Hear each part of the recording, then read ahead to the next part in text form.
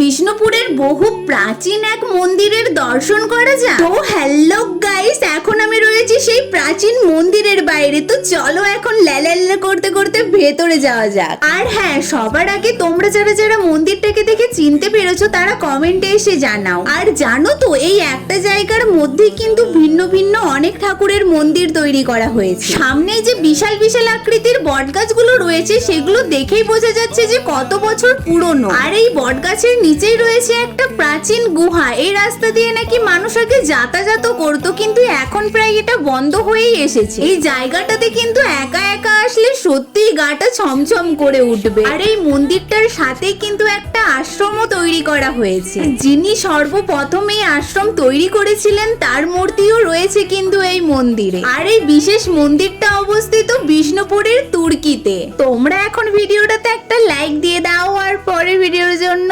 Subscribe.